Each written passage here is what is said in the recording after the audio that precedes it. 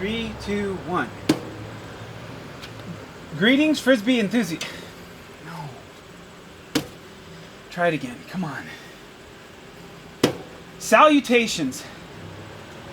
No, man! How am I ever gonna get back?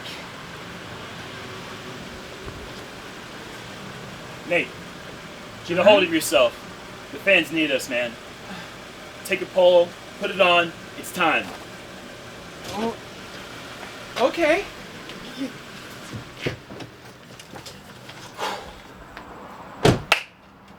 You know what to say. Thanks, man. Hello and welcome. That's it! You did it!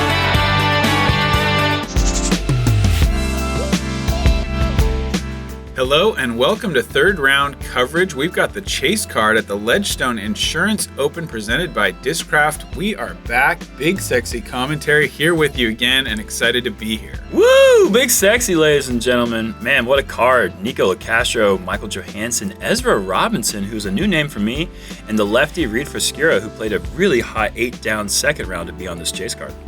And we're starting right off. Hole 1, par 4, 633 feet over the water with the big slope from the earthen dam. You got to throw a turnover backhand and ideally bring it back to the left. If you go way right, you can go OB. If you end up in the water, you've got to go to a really punitive drop zone. Yeah, the drop zone's really tough. You do not want to get in the water off the tee. First off the tee box. From from St. Louis, Missouri. I didn't change what was written down. From St. Louis, Missouri, a Ledgestone champion, Nikko Locastro. That was a mouthful. What an introduction there. Nikko rocking the old school high socks that he used to wear a bunch in the late 2000s.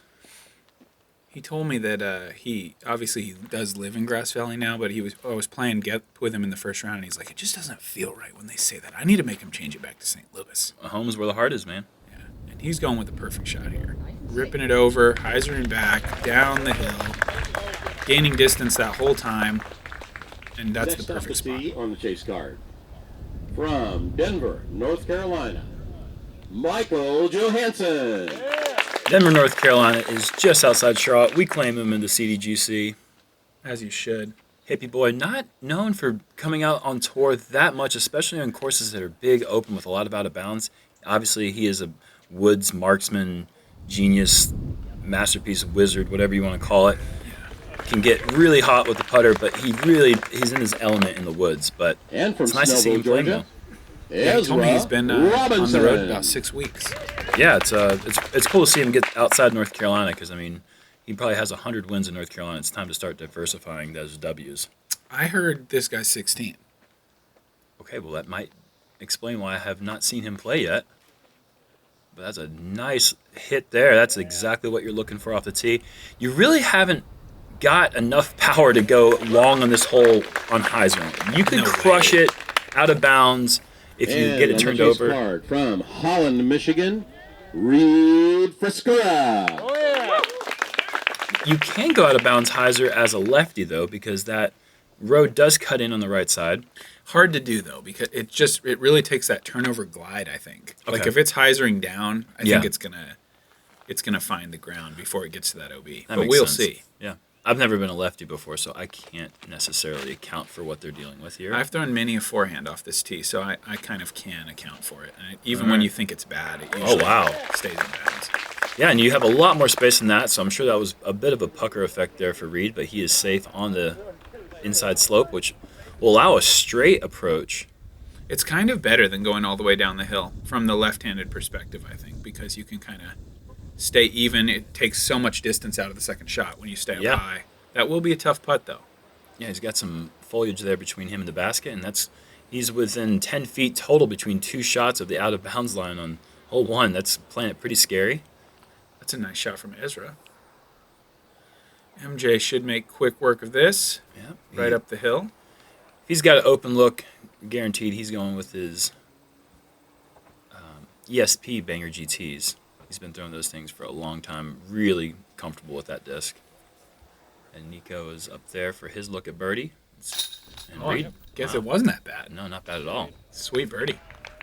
That's That's playing the hole in a completely different way from righties. That's not the way that you draw it up for anyone other than a lefty.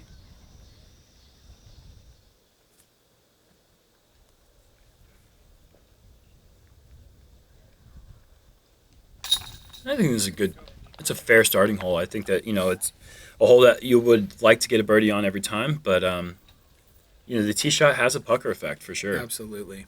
And if you slip on the tee or if you don't clear the water for whatever reason, you're bringing in bogey, double bogey, triple bogey into play right away. These guys aren't bringing anything into play but a bunch of birdies, it looks like. Let's see if we can start with a little star frame here. Oh, yeah. My only thought with a hole like this, you want to have a tough, over-the-water starting hole. Mm-hmm. Give me an adequate warm-up area. That is a controversial topic. I agree. Hole 2, par 4, 615 feet going down the middle. This one is a tough one because the pin is really pushed back. You've got OB water obviously on the left, OB string on the right, but this pin is right next to the water, sloping down, and a lot of guardian trees. I'm sure this is playing as one of the most difficult on the course. Yeah, it's the 5th most difficult hole on the course for round 3. It is just one of these holes where it doesn't matter how good of a tee shot you throw. Nikko's actually throwing a really nice forehand here, pushing that OB line. Stay safe. No matter how good you do, you really are going to put yourself in a position where that second shot is going to be lengthy and difficult, especially with the water being so close. And MJ looking for a little more turnover than that, I'm guessing, but it's not going to go out of bounds or anything. He's going to be fine with that.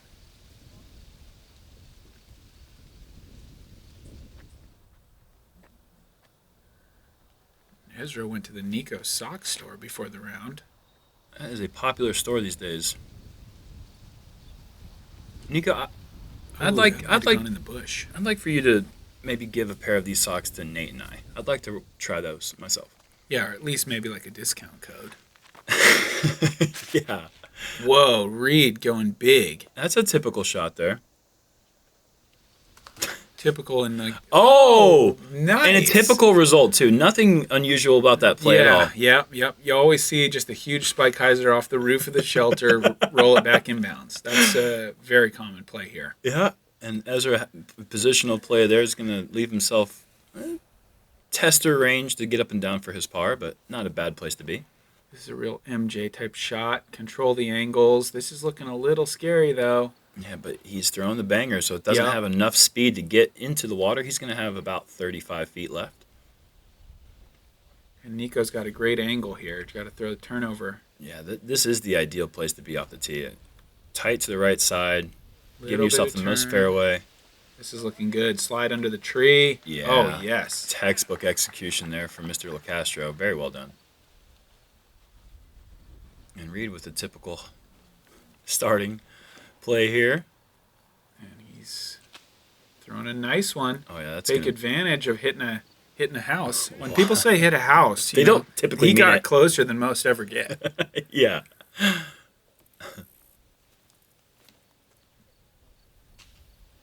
Ezra, that needs to get down. That's a lot of hyzer angle, and that's going to happen. Yeah, at least he should be pretty close after he takes his meter.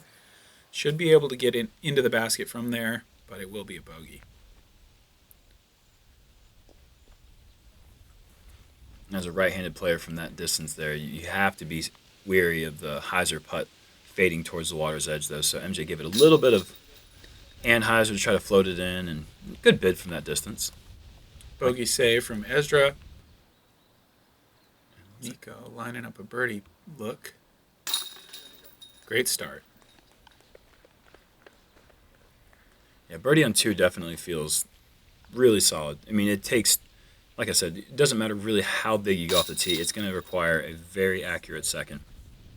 And Nikko and Reid able to secure the really impressive starting birdie. MJ has this left for par. A little bit crazy, but he's in. Convincingly in there for sure. On to hole 3, par 3, 260 feet, right up the middle. The really interesting feature here is this path, out of bounds on the left. Super tough because any nick off any one of these 50 trees Yeah. could put you straight OB. So you really need to be careful. If you kick right, no issue. If you kick left, big problem. Not one person ever has kicked one of these trees and not gone out of bounds. It's never happened. Yeah, so maybe that isn't something that does happen. I don't know. I haven't played. I wasn't here last year, so. No, I'm telling you right now, it's never happened. And Nikko goes forehand hyzer, needs to miss some trees, and he does. Yep. That's kind of short, but probably a 40-footer. He'll be fine with that.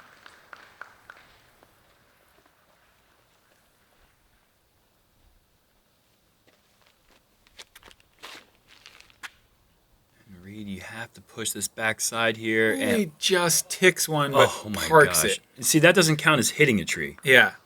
Because I'm pretty sure that's subjective. Called a kiss. I'm not sure. Kiss. Well, we'll see here in the slow motion. It's not really even slow motion, is it? Yeah, but listen for the kiss. Ooh, I heard her. Oh, come on. All right, that's fair. But it doesn't count as a hit. No, it's a kiss. Okay. Perfect shot, parked. MJ going with the MJ Tour Series Comet right up the middle with a little bit of fade into that tree there. Going to leave him right around Circle 2's edge. And I'm guessing that doesn't count as hitting a tree. No, that doesn't count as hitting a tree either. It's got to be when it hits a tree and goes out of bounds. Then every single time it's done that, it's always gone out of bounds. I got it. Wow, this is I don't know if that was on purpose. A hyzer, there really isn't a hyzer line. I've seen a few players do it, and I've questioned that myself. Like, is that what you're going for, or is that just a way to stay the furthest away from out of bounds? Probably just a little bit of a grip lock, but it works out great for them. I think they understand my philosophy that every time you hit a tree, you go out of bounds. Nikko, big putt. Oh. Ooh, just off left side. My goodness.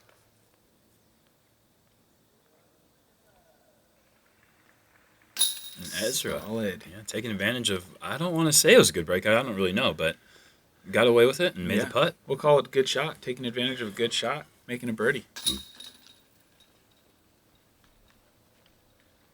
And Reid is officially on fire now. Yeah, 3 for 3.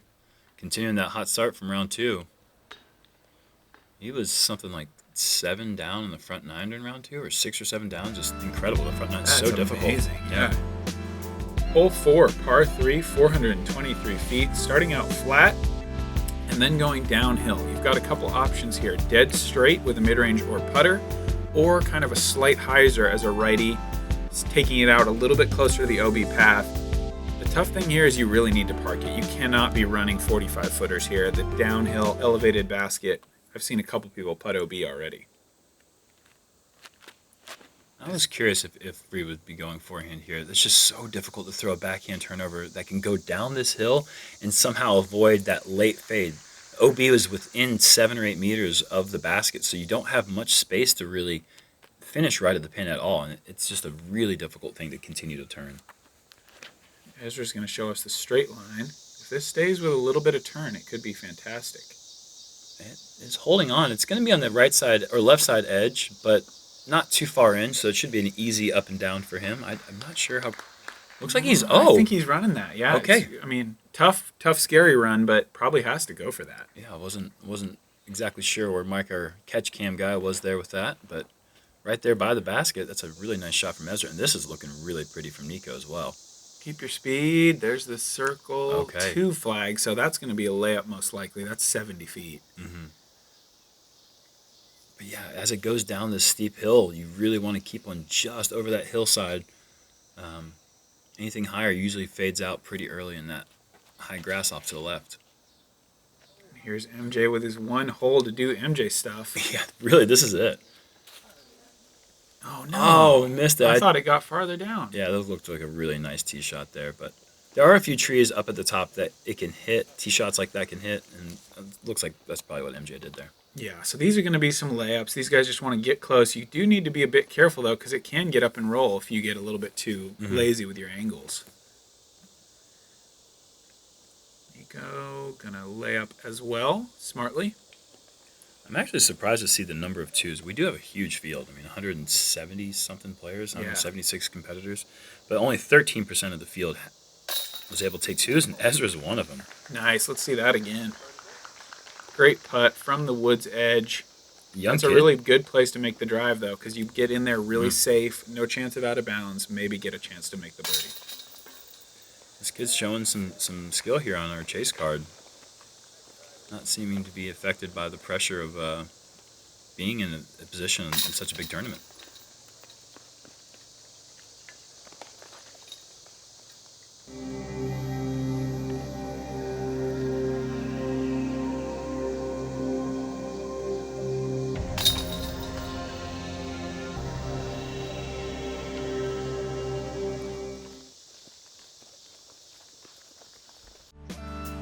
Just one birdie for the group there. On to hole 5, a par 3, 476 feet over the baseball field. This is a very difficult par 3. The more you bite off, the farther you have to clear. It's also possible to go OB long. If you do go OB, you've got to go to a drop zone that's probably at least 300 feet and a little bit blind. So this is just a kind of a do or die shot. Yeah, you really have to make a commitment from the tee. If you're going for it, you can't hold anything back. And if you're laying up, you have to be fine with the results because... Oh, this is crushed. I think this is going to go OB deep. Oh, it's overstable. Very overstable. Wow. I don't like seeing that much anhyzer, but Right. It worked for him. Yeah, ideally you kind of want to match the angle of the outfield fence with the hyzer and just sneak it over that top wall. If he's going for this, wow. And he That is is going like a for it. 480-foot clearance because he's going for the absolute farthest away point. Oh my goodness, what a shot from Reid. Huge shot. Great commitment, putting himself just outside the circle, setting himself up for a huge bonus birdie. I mean, and that's like a double bonus birdie for a lefty. Yes.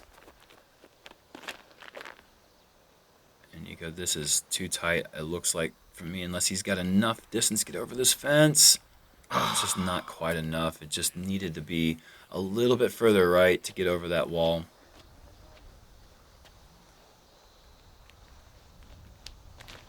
MJ choosing to play the smart layup. Yeah, that's super safe. Going to set up a similar size shot, 200-foot little hyzer to the basket maybe. We're going to see Nikko first from the drop. And things get tricky from here. I mean, this is why this hole is the second hardest hole in the course. Just like hole 1, the drop zone is pretty difficult. I mean, you still have the fence to deal with, and Nikko's obviously has struck the fence and still outside the circle. Yeah. It's not easy to get up and down to save your bogey. Yeah, you don't want to be outside the circle putting for bogey. That's a scary situation. No doubt. Nice little putter shot from MJ there. Should be an easy par. Ezra's laying her up. Smart play there. And it's either going to be Reid or Nikko. Nikko actually still out for his bogey.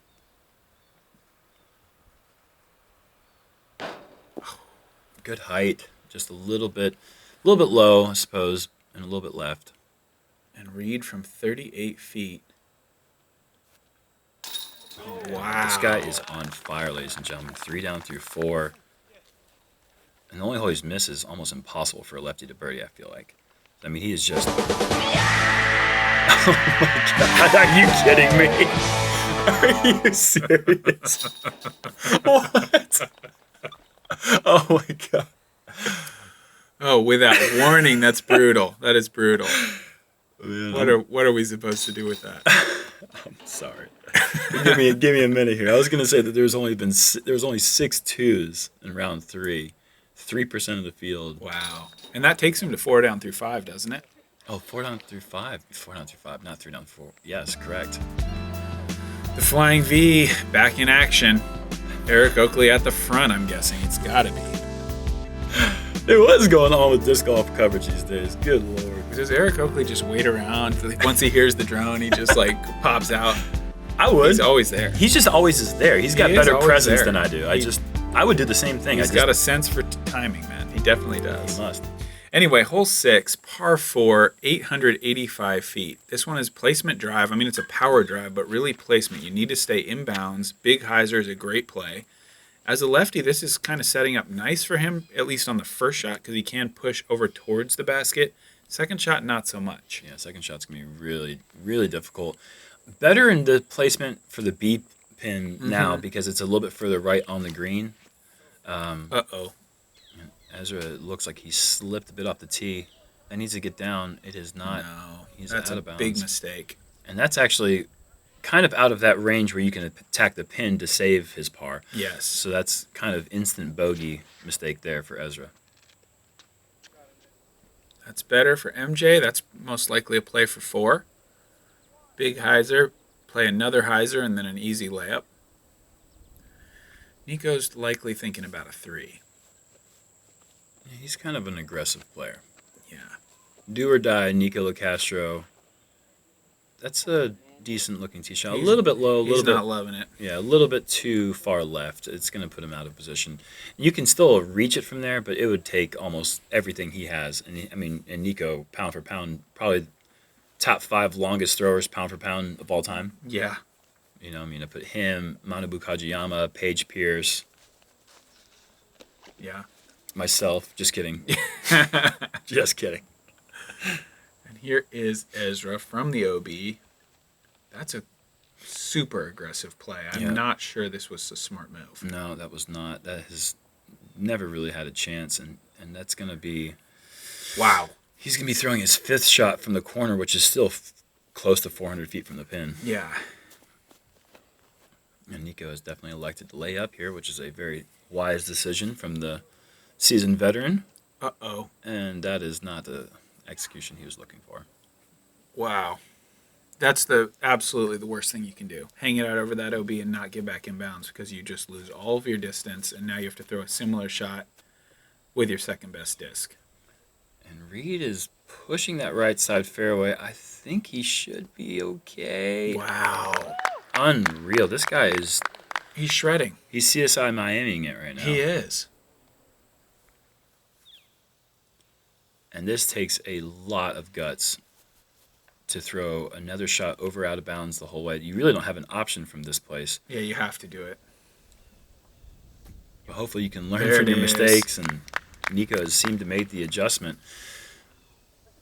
It's going to be not that far for his bogey, I believe. Yeah, for a 5. Ezra needs to get up and down to save his double. That looks better. It's going to be safe regardless. Nice. Very nice recovery shot.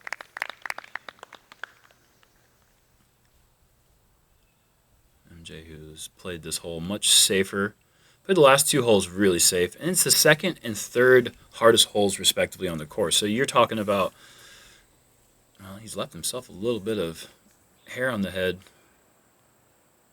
and he's It's never bothered him before. never once.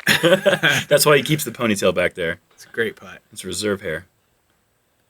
This is for a rare birdie on this hole. Could you imagine going back-to-back on these 2?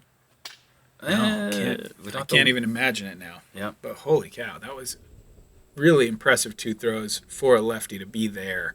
Unfortunately, the putt let him down. Hopefully he can strike this one. And he can. Wow. Making a par.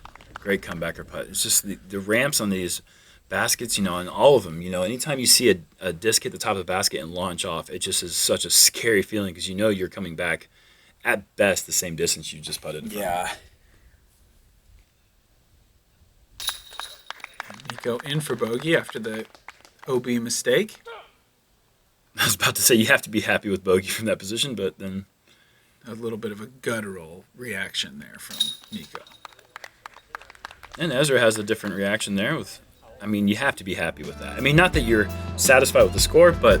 Good recovery. Things Could have can gotten get a lot worse. I've seen double-digit scores on that hole yesterday. Yeah. So, it can get out of control really quick. Hole 7 is a 275-foot par 3, dead ahead, but there is water OB on the left, much closer than it might appear from this video.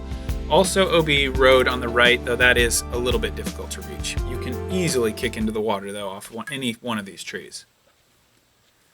I would think that Reid would go with kind of a gentle hyzer. Looks like he is, and this looks good.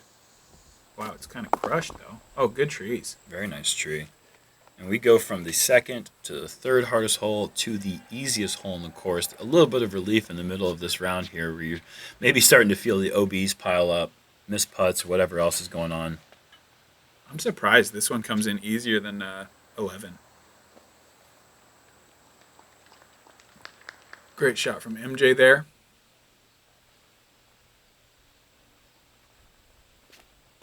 Nikko going flex forehand, needs to beat that tree, and it does. Go ahead and roll, he says. He should have a straddle putt from there, though. And he's a straddle putter, so that shouldn't really affect him too much. And Ezra going super overstable, but no skip, really. So he's edge of the circle.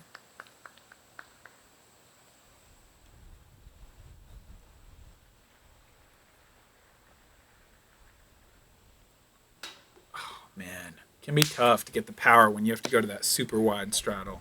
Yeah, it's not the typical straddle that he's used to, so that definitely did affect him. What has he got on there? It's like alpacas wearing sunglasses on the socks. I don't know, man. The Nikko sock store is stocked full of socks, True. as they say on the site. Great birdie from Reid. Nice tree hit there. I think he was going to be about 50 feet long. Yeah. Thing was coming in pretty quick. Another example of a player who's feeling it, taking advantage of a good break.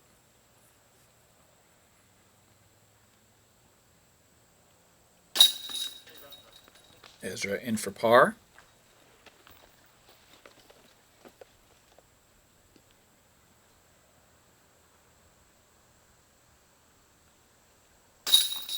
And MJ makes birdie. There's the second and I believe the last woods hole of the course. So MJ is just going to have to figure out how to imagine trees to hit his line, I think, from here on out. It seems like a good strategy. I mean, I try to do it sometimes. It doesn't work for me, but he's better than me, so. Hole 8, par 4, 793 feet. This one is so tough because if you don't clear this creek and get through the gap, you have a penalty and you go into the drop zone. Big drive gets you through here to the middle of the field, setting up a kind of do or die approach where you've got this cliff edge down to the water. You've got water also on the right. Super skinny little peninsula green guarded by a lot of trees. This one you really have to earn that birdie. No, big time. I mean, tee to green, you are definitely in a place where you are over the top flex. What are we talking about here, Reid? Let's have a discussion. What are you doing? He didn't hit a house. That's oh my that god. Is a crush. Dude is showing he's got like what's shorter than a putter because that's what he has left to the pin. That's insane. That I've never seen. I mean, we don't have too many big power lefties. Yeah. Uh-oh, this is trouble. Yeah, this is definitely trouble. Oh no. And that is kicked back into the nether realm. Everything short of there is OB, though. It doesn't matter where you kick. I mean, if you're Yeah. not through, you're going to the drop. Yeah. But wow, back to, let's see Nikko real quick. Very, very nice shot. Yeah, that's what you're looking for. I'm still wanting to talk more about Reid with that Anheuser flip shot up over everything. That's taken some serious commitment plus a very high level of confidence and sprinkled off with just a 90 incredible mile an hour arm. Yeah, and then the confidence, execution, all of it. Perfect It's shot there from Ezra. Incredible. This is the drop zone. You cannot reach the pin from here. No. Not even Reid. Yeah, I would say it's very punitive. I mean, and that seems to be the case on all these drop zones. And it's just Nate making sure that he solidifies a really difficult course. I mean, he makes sure that if you don't hit your shot, you're going to be punished. Yeah, there's a penalty to be had. And MJ with a nice recovery shot. That's set a pretty easy 5 for him. Ezra's going for it. This is not good, though. Oh, good kick. That could have gone OB if it misses that tree. There is water down there. And I really appreciate them bringing this pin up about 50, 60 feet. In the past, when I'd played this event, the basket was further back in the peninsula, it was a skinnier landing zone, and it was just made the second shot just you couldn't even dream of getting there until it really. Reid just puts it right on the green, inside circle 1 again. Uh-oh. Oh, and I spoke too soon. There were a few things in the way, and MJ has hit them. It's going to be a nice save for 5 for MJ. Woo! Good bid from Ezra there.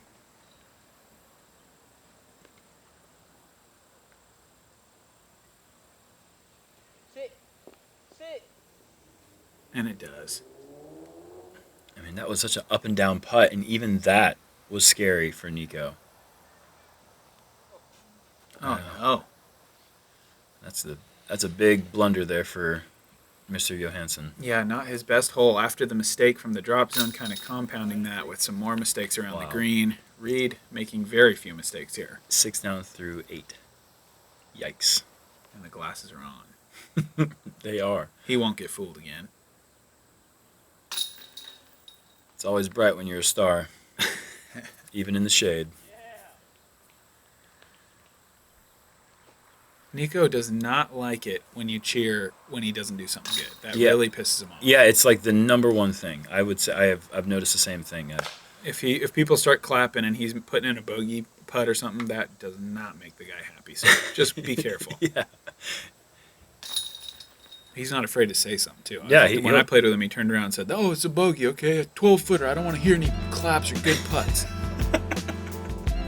I've been there too, man. I've been there. Hole 9, par 3, 354 through the bridge, going downhill, island green. The wall is not the line for some reason here. There's that little bit of space. As you can see, the rope. You need to clear the wall and the rope to get on the green and be inbounds. If you don't, you're going to the end of the bridge and playing from a drop zone. It's a gettable 2 for sure, but a lot of pressure because you have to kind of hit the tunnel first and then get your angles right to make the green. I would love to play this hole, a mirror image of this hole, and throw a forehand on it. Oh my gosh. That was perfect, though. Right over the wall, barely. Wow.